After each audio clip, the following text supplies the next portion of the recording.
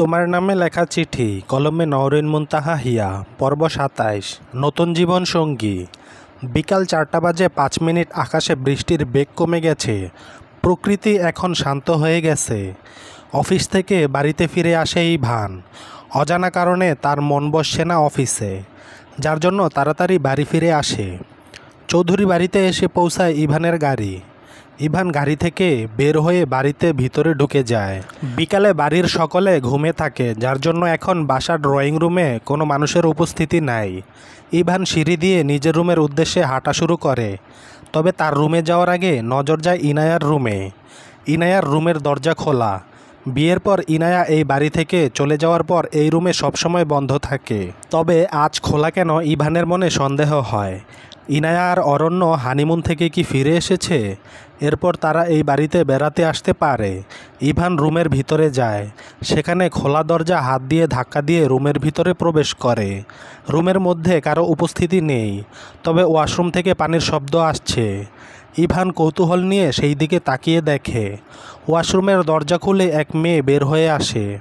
ওয়াশরুমের দরজার সামনে থাকা মেয়েটা অপরিচিত ইভানের কাছে। এই বাড়িতে তাকে কখনো দেখে নাই সে। ওয়াশরুম থেকে বের হয়ে আসা নারী আর কেউ না, প্রভা, অরুণা বেগমের বন্ধুর মেয়ে। প্রভা মাত্র গোসল শেষ করে বের হয়ে আসে। বিদেশ থেকে চৌধুরী বাড়িতে ফিরেছে সে দুপুর ৩টার সময়। প্রভা তার ভেজা চুল মুছতে থাকে আর বাহিরে বের হয়ে আসে। হঠাৎ তার রুমের মধ্যে কোনো পুরুষকে দেখে থমকে যায়। প্রভা বলে, কে আপনি? আমার রুমে কি করছেন? অপরিচিত কোনো মেয়ের রুমে ঢুকতে হলে যে অনুমতি নিতে হয় তা আপনার জানা নেই? ইভান এতক্ষণ প্রভার দিকে তাকিয়ে থাকে, তবে এখন প্রভার কথা শুনে তার ধ্যান কাটে।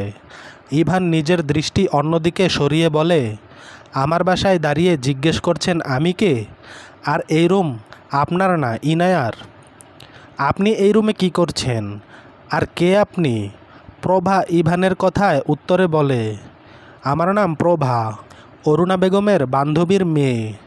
প্রভার কথা শুনে ইভানের মনে পড়ে অরুণা বেগম তাকে সকালে বলেছে তার বন্ধুর মেয়ে আসবে, নাম মনে হয় প্রভা। তবে ইভানের যতদূর মনে পড়ছে প্রভার কাল বিদেশ থেকে ফেরার কথা। ইভান বলে, আপনি মায়ের বন্ধুর মেয়ে প্রভা। সকালে খাওয়ার সময় আম্মু বলেছে আপনার কথা, কিন্তু আপনার না কালকে আসার কথা? আর গেস্ট রুম রেখে ইনায়ের রুমে কি করছেন আপনি? ইভানের মুখে অরুণা বেগমের আম্মু নাম ডাকা শুনে প্রভা বুঝতে পারে অরুণা বেগমের ছেলে ইভান। প্রভা বলে, অরুণা আন্টি বলেছে আমাকে এই রুমে থাকতে দিয়েছে। প্রভার কথা শুনে অরুণা বেগমের উপর ইভানের রাগ হয়। এই বাড়িতে এত রুম থাকতে ইনায়ার রুমে কেন থাকতে দিয়েছে প্রভাকে? ইনায়ার রুমে অন্য কোনো মেয়ে থাকে ইভান তা সহ্য করতে পারবে না। এই রুমের প্রতিটা কোণায় শুধু ইনায়ার শরীরের ঘ্রাণ থাকবে।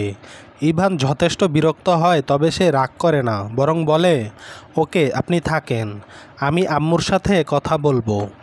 ইভান কথাটা বলে রুম থেকে বের হয়ে যায়। প্রভা একবার ইভানের যাওয়ার দিকে তাকিয়ে দেখে, এরপর দরজা বন্ধ করে দিয়ে আয়নার সামনে গিয়ে রেডি হতে থাকে। তালুকদার বাড়িতে আজ বৃষ্টি উপলক্ষে রান্না করা হচ্ছে। বৃদ্ধাশ্রমের সকল মহিলা খিচুড়ি আর বেগুন ভাজা খাবে বলে মত দিয়েছে। তালুকদার বাড়ির সদর দরজা দিয়ে ভিতরে ঢুকে ইনায়া আর অরণ্য। সম্পূর্ণ শরীর ভিজে গেছে। বৃষ্টি থামার পর ওরা চায়ের দোকান থেকে রওনা দিয়েছে, তবুও রাস্তায় ঘুরি ঘুরি বৃষ্টি পড়ার কারণে শরীর ভিজে গেছে। সদর দরজায় কয়েকজন বৃদ্ধ মহিলা মুড়ি চাবিয়ে যাচ্ছে। তারা ইনায়া আর অরণ্যকে দেখে বলে, ইনায়া তোমরা এমন ভিজা শরীরে কোথা থেকে আসলে? সম্পূর্ণ শরীর ভিজে গেছে, বৃষ্টির পানি শরীরে পড়লে জ্বর আসতে পারে। ইনায়া আর অরণ্য যথেষ্ট শান্ত। চায়ের দোকানের থেকে অরণ্য আর কোনো কথা বলে নাই। ইনায়াও যথাসম্ভব শান্ত থাকার চেষ্টা করেছে। ইনায়া বলে, সকালে গ্রাম ঘুরতে বের হয়েছিলাম, কিন্তু হঠাৎ করে বৃষ্টি শুরু হয়, যার জন্য শরীর ভিজে গেছে। আচ্ছা আমরা রুমে যাই, জামা কাপড় পাল্টে গরম কিছু পরি। অরণ্য সিঁড়ি দিয়ে উপরে চলে যায়, ইনায়া পিছন পিছন চলে যায়। অরণ্য রুমে প্রবেশ করে ওয়াশরুমে চলে যায়। ইনায়া রুমে আসে, সে ওয়াশরুমের দরজা বন্ধ দেখে বুঝতে পারে অরণ্য গিয়েছে, যার জন্য ভিজা শরীরে অল্প সময় দাঁড়িয়ে থাকে সেখানে। প্রায় 5 মিনিট পর অরণ্য বের হয়ে আসে। ইনায়া জামা কাপড় নিয়ে ওয়াশরুমে চলে যায়। অরণ্য ফ্রেশ হয়ে বিছানায় শুয়ে পড়ে। তার শরীর ভালো লাগছে না, শরীর গরম হয়ে যাচ্ছে, মনে হয় জ্বর আসবে। ইনায়া ওয়াশরুম থেকে ফিরে এসে দেখে অরণ্য বিছানায় গা ছেড়ে শুয়ে আছে। বিকাল প্রায় 4টা বেজে গেছে, এখনও অরণ্য আর ইনায়া দুপুরে খাবার খায় নাই। ইনায়া ভিজা চুল মুছতে থাকে আর শান্ত গলায় অরণ্যকে ডাক দিয়ে বলে, অরণ্য আপনি ঘুমিয়ে পড়লেন যে, খাবার খাবেন না? দুপুর গড়িয়ে বিকেল হয়ে গেছে, চলুন খাবার খেয়ে আসি। অরণ্য বিছানার অন্য পাশ ফিরে শুয়ে আছে। অরণ্য বলে, আমার খিদে নেই, খাবো না আমি। অরণ্যর কথা শুনে ইনায়া আবার বলে, আমি কি খাবার নিয়ে আসবো রুমে? খাবার না খেয়ে ঘুমালে শরীর অসুস্থ হয়ে যাবে। অরণ্য ইনায়ার কথার উত্তর অরণ্য প্রদান করে না, সে অন্য পাশ ফিরে শুয়ে পড়ে। ইনায়া অরণ্যর সাথে আর কথা বলে না, সে রেডি হয়ে নিচে চলে যায়। বৃদ্ধ মহিলা রাতের খাবার রান্না করছে। ইনায়া রান্নাঘরে যায়। ইনায়া বলে, নানুমণি দুপুরের খাবার কি এখনও বাকি আছে কিছু?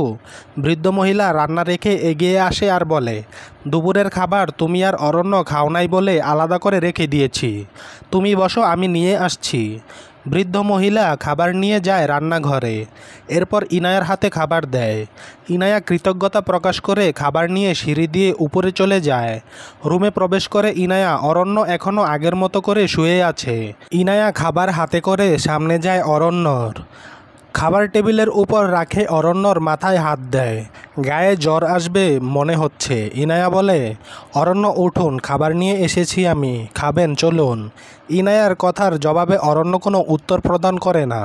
ইনায়া আবার ডাক দেয়, অরণ্য আপনার শরীর গরম হয়ে যাচ্ছে, মনে হয় জ্বর আসবে, উঠুন খাবার খাবেন চলেন।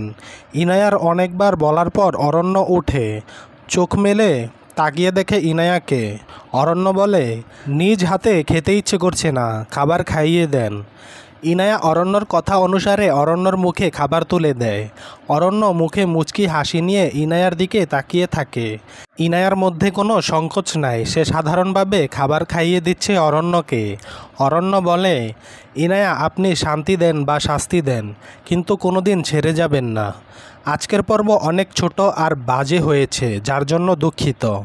তবে কালকে পর্ব সুন্দর আর টুইস্ট থাকবে, চলবে।